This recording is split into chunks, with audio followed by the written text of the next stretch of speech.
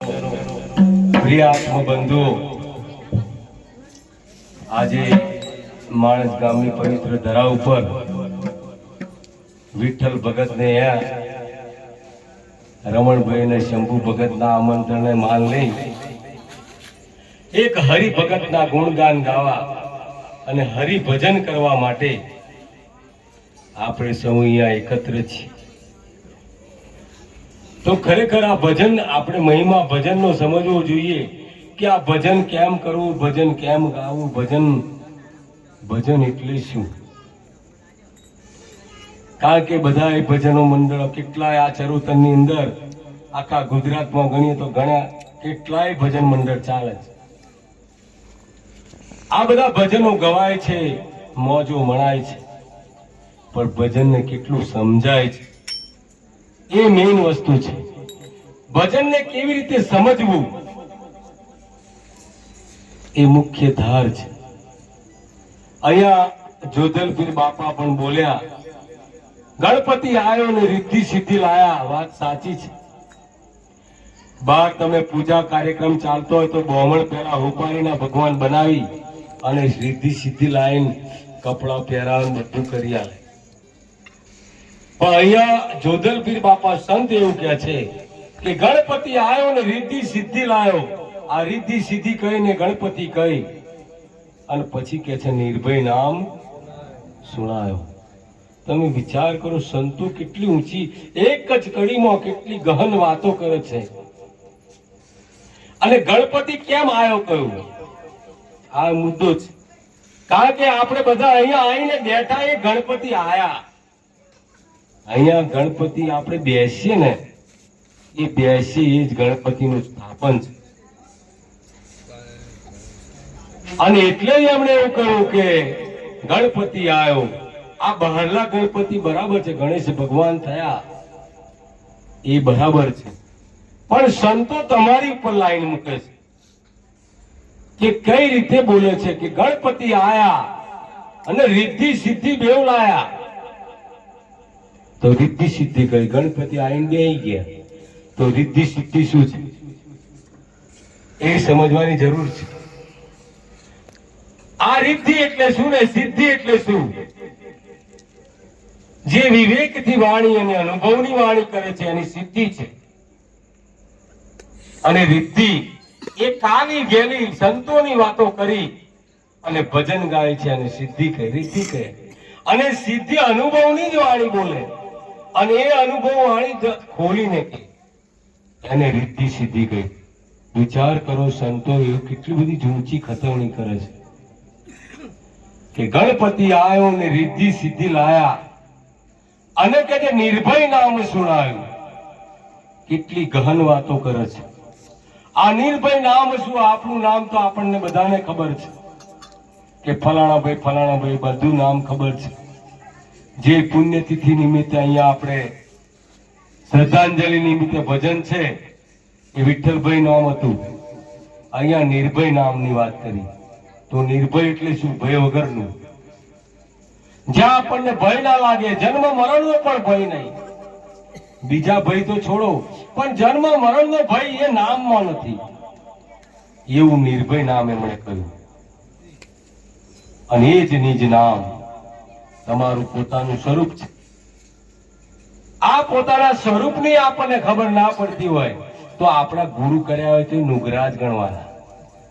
એવું નહીં કે મેં ગુરુ કર્યા કમ્પ્લીટ છું. કારણ કે આપણને નિજ નામની જ ખબર ના પડતી હોય તો નિર્ભય નામ કઈ રીતે આપણને આવે અને નિર્ભયતા આપણામાં કેવી રીતે આવે? એટલે ભજન આગળ વાત ચાલતી હતી, ભજન ગાવું, ભજન મંડળ ખોલવા એ તો અનેક લોકોએ ખોલ્યા છે, પણ ભજનનો મહિમા સમજાવો, ભજનની રીતિ સિદ્ધિ લાવવી એ આપણા સૌની ફરજ છે. એવું નહીં અહીંયા બોલે એની ફરજ, એવું નહીં. આપણે બેઠેલા બધાને ખબર હોવી જોઈએ આ બધા હીરા સમાન મનુષ્ય અવતારમાં છીએ અને પાછા આપણે અવારનવાર ભજન કરતા હોય. એટલે આપણે આ બાબતો આપણે બધાએ સમજવાની જરૂર છે. સંતો તો એમના અનુભવથી બોલ્યા છે. એટલે એમણે કહ્યું કે ગુરુ ગમ વિના રે બાત કેસી, સદગુરુ બિના બાત कैसी કોઈ મિલે સંત ઉપદેશી। કોઈ સાચો સંત મળે ત્યારે અલૌકિક વાતોની આપણને સમજણ પાડે। લૌકિક વાતો આ જગતની અંદર આપણે બધાએ જાણીએ છીએ। વિઠ્ઠલ ભગત શરીર છૂટી ગયું એટલે એમના દીકરાને ફરિયાવાળાને બધાને ખબર છે કે શરીરને મહેમાનો તેડી અને પછી સ્મશાન યાત્રા કાઢીને અગ્નિદાહ આપવો, એમનું ચોથ્યું રાખવું, બેસણું રાખવું અને આ તેલ ધૂપેલ રાખવું, શ્રદ્ધાંજલિ ભજન રાખવું, આ બધું જગતને નહીં ખબર ને બધાને ખબર જ છે। એ કશું કહેવામાં આવતું પણ એમને કઈ ખબર નથી તો કે આ વિઠ્ઠલ રામ કઈ રીતે કઈ જગ્યા પર ગયા। અહીં કોઈ ગયા આપણા બધાને અહીં બધું બોલતી બંધ થઈ જાય। આપણે આ જગ્યા છોડી કઈ જગ્યા પર જઈશું તાર આપણા બધા બેઠેલા બત્તી બંધ થઈ જાય। સાચી વાત કે ખોટી વાત? સંતો આપણને એ સમજાવે છે કે જતો પેલા આ જગ્યાએ જા। સંતો આપણને એટલું કહે છે કે આ જતા પહેલા તારે આ જગ્યાએ જવું હોય તો જન્મ મરણ નથી, અને એ જગ્યા છોડીને જવું હોય તો બધું છે ને લખ 84 નક્કી જ છે। એમાં કોઈ ના કોઈને કશું છે એવું વિચારવાનું ને આ કઈ ગયું એ નહીં વિચારવાનું, એ જ ગયું હોય। અને એમાં જો સંશય રહેતો હોય તો પછી તમે જોડો આપણે જોણીએ, બરાબર?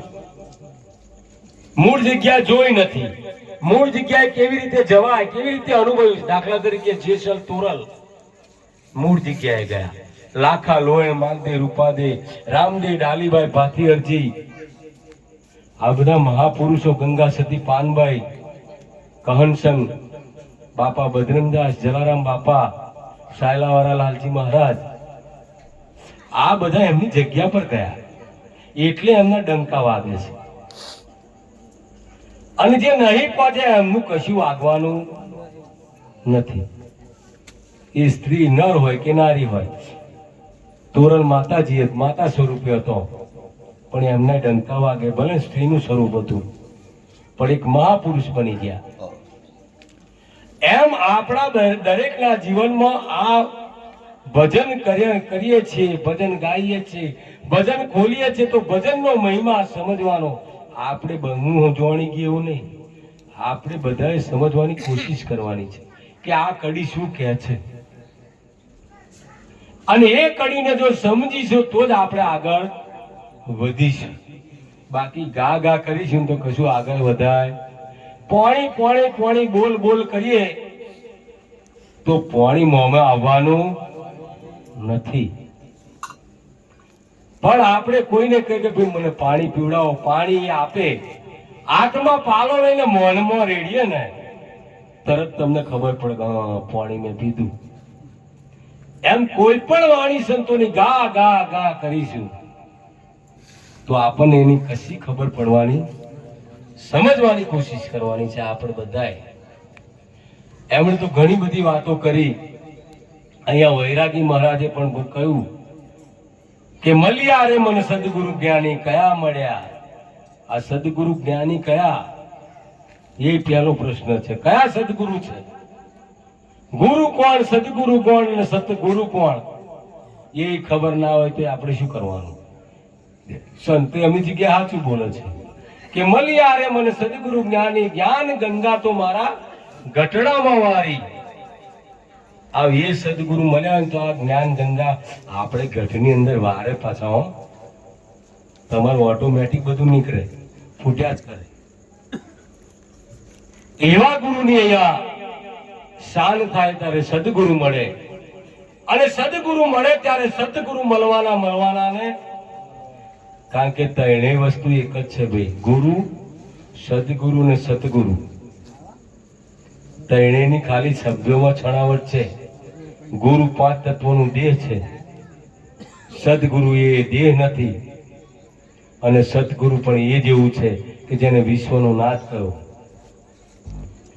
પણ આમ તેજમાં તેજ ભરે, આ તેજ સદગુરુમાં ભરે, સદગુરુનું તેજ મૂળ તેજમાં ભરે, તેજ ને તેજ પછી કશી છેલ્લે વાર એકનું એક જ। છેલ્લે એક થાય તારા મૂળ માલિકની પ્રાપ્તિ થાય એવી છે ભાઈ. બાકી આપણે કોઈ રૂપવાળા ભગવાન હોઈએ છે, રૂપવાળા એટલે કોઈ કૃષ્ણ ભગવાનની ભક્તિ કરતા હોય, રામચંદ્ર ભગવાનની કરતા હોય, એનો કોઈ વાંધો નહીં, પણ એ સમજીને કરવું પડે. દાખલા તરીકે અતિથિ દેવો ભવ, પહેલું વાક્ય કયું? અતિથિ દેવો. અતિથિને આવકાર આપીએ તો અતિથિને આપણે ગારો પડી નહીં પડે? અતિથિ તો પાંડવોએ કર્યા. એક ચક્રા નગરીની અંદર એક દ્રષ્ટાંત છે. એક ચક્રા નગરીની અંદર જ્યારે આ પાંડવો લાક્ષાગ્રામમાંથી નીકળ્યા અને નીકળ્યા પછી એક ચક્રા નગરીમાં જાય છે ત્યારે એક બ્રાહ્મણને ઘેર રહે છે. રોજ ભિક્ષા માગે છે, ખાય છે, અને ત્યાં બકાસુર નામનો રાક્ષસ રોજ એક મનુષ્યની બલિ માગે. આ બધી તમે વાત જાણો છો બધા. આ એક બલિ માંગતા માંગતા જ્યારે આ પાંડવો ત્યાં પહોંચે છે ત્યારે 2-4-5 દિવસ પછી જ આ જ બ્રાહ્મણનો ગેરવારો આવ્યો. આ બધું તમે જાણો છો. હવે બ્રાહ્મણને જ્યારે વારો આવ્યો ત્યારે તમે જુઓ અતિથિ શું કહેવાય કે એ બ્રાહ્મણે એવું કહ્યું. દીકરો કહે છે પપ્પા તમે રો હું જઉં, માં કહે છે તમે બે રો હું જઉં, બાપ કે તમે બે રો હું જઉં. આવી ખટરાક ચાલે છે અને એ શબ્દ 5 પાંડવ ને માતા કુંતીના કાનમાં પડે છે. એ કુંતી માતા ત્યાં જઈને મૂંઝવણ એમને પૂછે શું મૂંઝવણ છે? તો મૂંઝવણ સમજાવે છે કે આવી આવી અમારે મૂંઝવણ છે અને આજે અમારો વારો છે. ત્યારે કુંતા માતા બોલે છે કે તમારે નહીં જવાનું, કે તમારા અતિથિ તમે અમે તમારા શરણાગત છીએ અને શરણાગતને ખરેખર પહેલું કાર્ય કરવું પડે. અને મારે તો 5 પુત્ર છે, એમાં 4 રહેશે, શું હતો? કે તમારે તો એક જ છે, બ્રાહ્મણે એક છે, તો મારે 5 માં એક ઓછો થશે, શું ફેર પડે? અને પાછા એમાં ભીમનું નામ આપ્યું કે મારો પુત્ર ભીમ જશે. આ વાત ચાલે છે ત્યારે યુધિષ્ઠિરને ચિંતા થઈ. યુધિષ્ઠિરને ચિંતા કેવી થઈ? એટલે માતા કુંતાને ખબર પડી કે આ યુધિષ્ઠિર કેમ ચિંતિત છે. એટલે માતા કુંતા યુધિષ્ઠિરને પૂછે છે કે તમે કેમ ચિંતામાં છો? તો કે માં તમને આ ગમી, આ કે મેં જે કંઈ કર્યું, અતિથિને શરણાગત જવાનું, બકાસુરને ભીમને મોકલવાનું, એ તને સત્કાર્ય ના ગમ્યું? તો કે એ નહીં, એ બધી વાતો તમારી સાચી, શ્રેષ્ઠ છે, પણ તમે મારું કેમ નામ ના દીધું? હું મોટો હતો, મારા 4 નાના હતા, મને એની ચિંતા થઈ. વિચાર કરો, આ યુધિષ્ઠિરને એવી ચિંતા થઈ, મને મારું કેમ નામ ના દીધું? મને એનું ચિંતા છે, એનું દુઃખ છે. ત્યારે કુંતા માતા જવાબ સરસ આવે છે કે યુધિષ્ઠિર તમે હસ્તિનાપુરના યુવરાજ છો અને હસ્તિનાપુર તમારા હવાલે છે, એટલે મારે તમારું નામ ના દેવાય.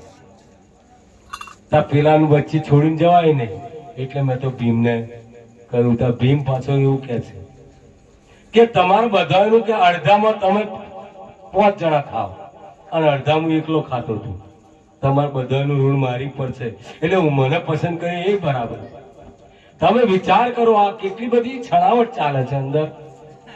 વાર્તા કહેવાનો મતલબ એક જ છે કે અતિથિ દેવો ભવ.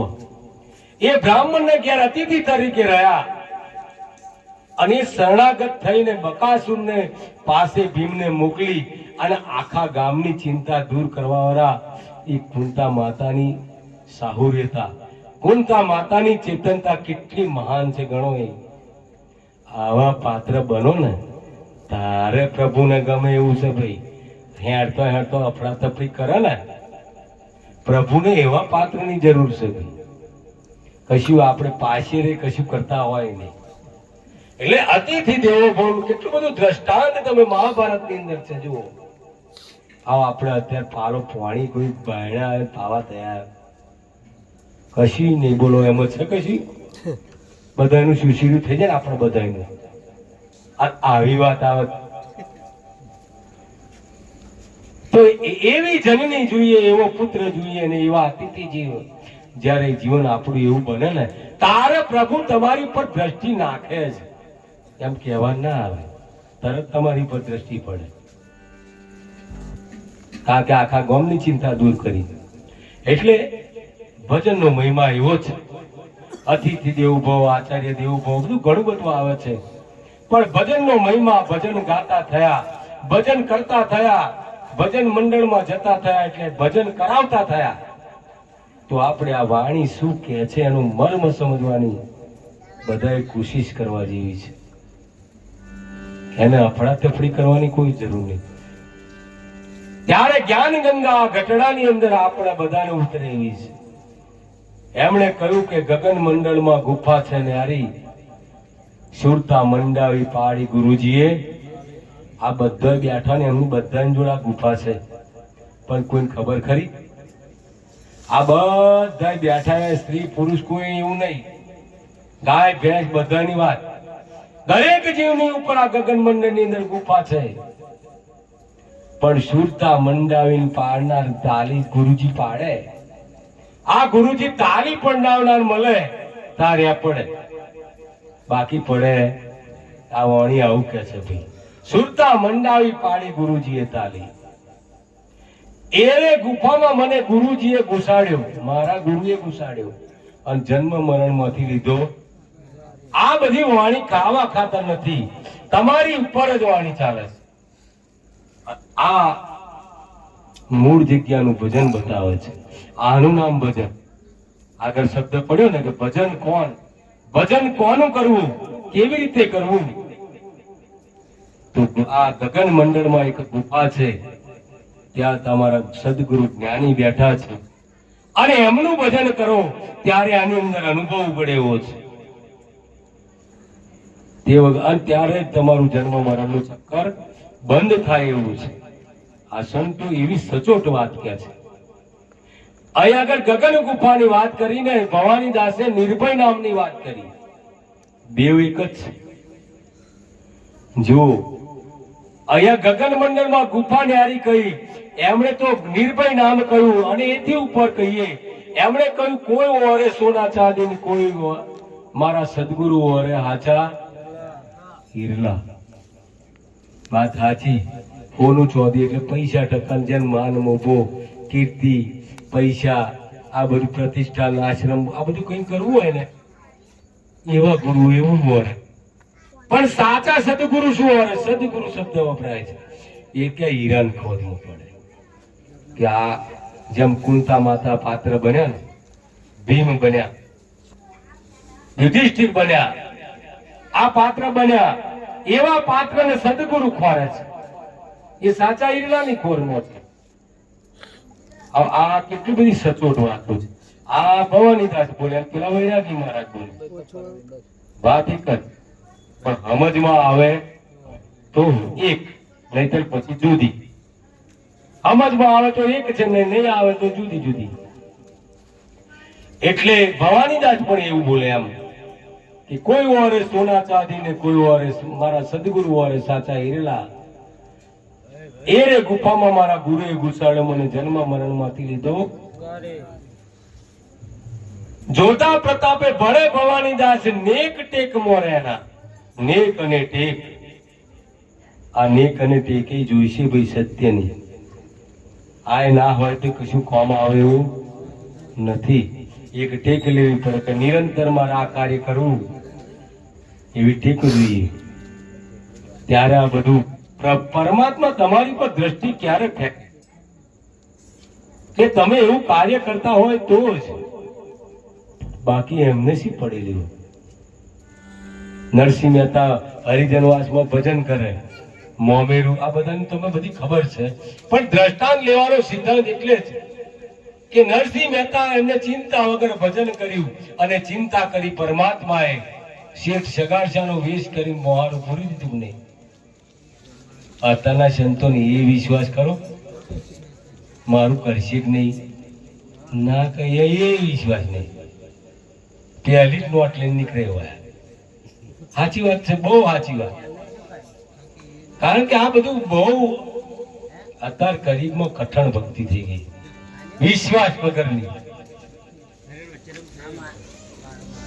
અને અત્યારે તો હું તમને એવું કહું મારા પ્રેમી સજ્જનો, કે બહુ હળાહળ કળિયુગ છે, એટલું બધું જૂઠનું આવરણ છે ને, તમારી આજુબાજુ જૂઠનું આવરણ એટલું બધું ફરે છે ને કે સત્યનું પીછું કોઈ જગ્યાએ ખોવાશે.